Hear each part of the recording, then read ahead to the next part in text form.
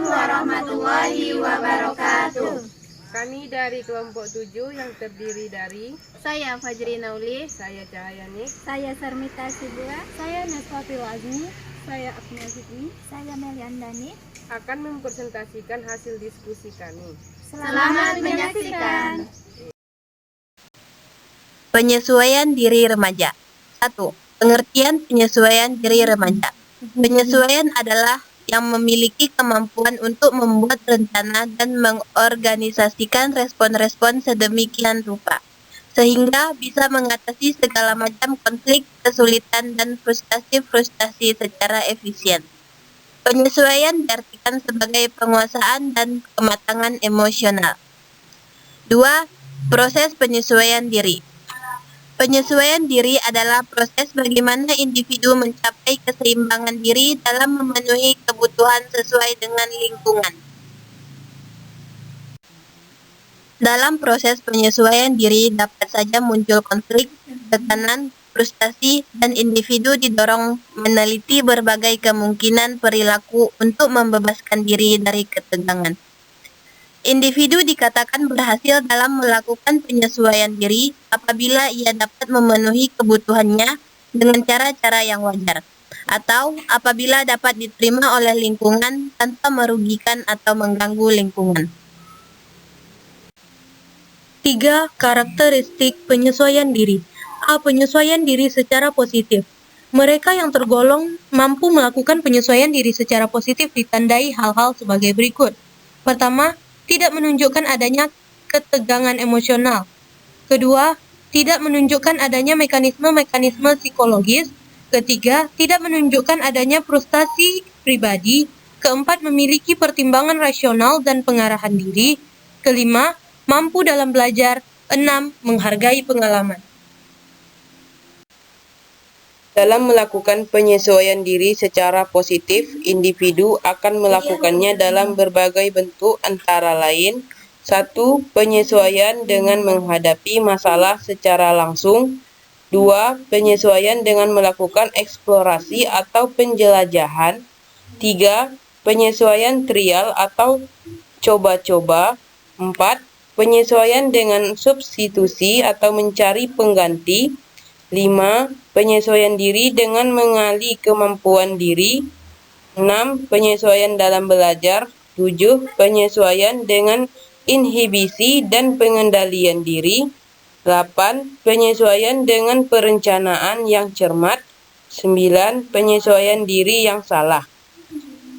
Ada 3 bentuk reaksi dalam penyesuaian yang salah, yaitu 1. Reaksi bertahan, 2. Reaksi menyerang, dan 3. Reaksi melarikan diri. 4. Faktor-faktor yang memengaruhi proses penyesuaian diri. Faktor-faktor yang mengatur perkembangan dan terbentuknya pribadi secara bertahap.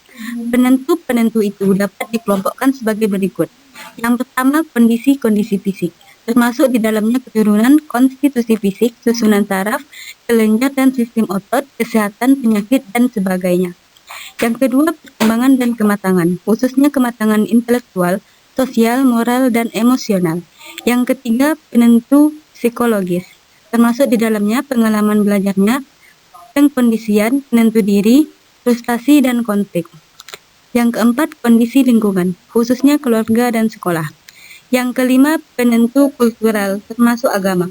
Pemahaman tentang faktor-faktor ini, bagaimana fungsinya dalam penyesuaian, merupakan saraf untuk memahami proses penyesuaian karena penyesuaian tumbuh dari hubungan-hubungan antar faktor-faktor ini dan tuntutan individu.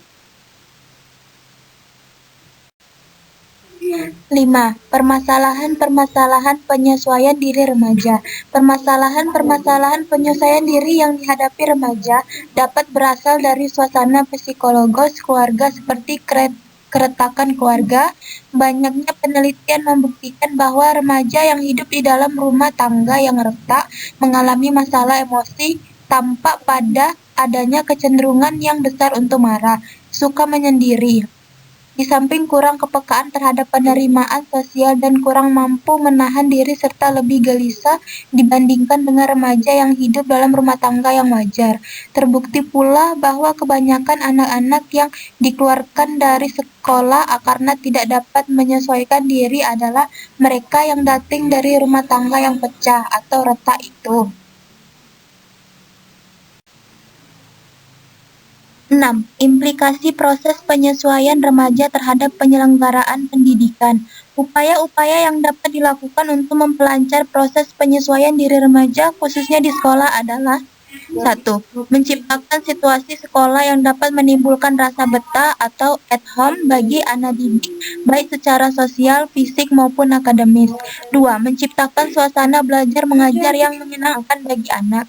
3. Usaha memahami anak didik secara menyeluruh, baik prestasi belajar sosial maupun seluruh aspek pribadinya.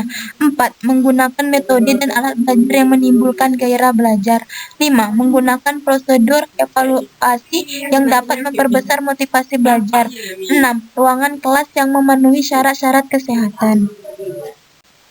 7. Peraturan atau tata tertib yang jelas dan dipahami murid-murid. 8. Teladan dari para guru dalam segala segi pendidikan. 9. Kerjasama dan saling pengertian dari para guru dalam melaksanakan kegiatan pendidikan sekolah. 10. Pelaksanaan program bimbingan dan penyuluhan yang sebaik-baiknya. 11. Situasi kepemimpinan yang penuh pengertian dan tanggung jawab baik bagi murid maupun pada guru. 12. Hubungan yang baik penuh pengertian antar sekolah dengan orang tua, siswa, dan masyarakat. Itulah hasil diskusi kami. Sekian dan terima kasih. Wassalamualaikum warahmatullahi wabarakatuh.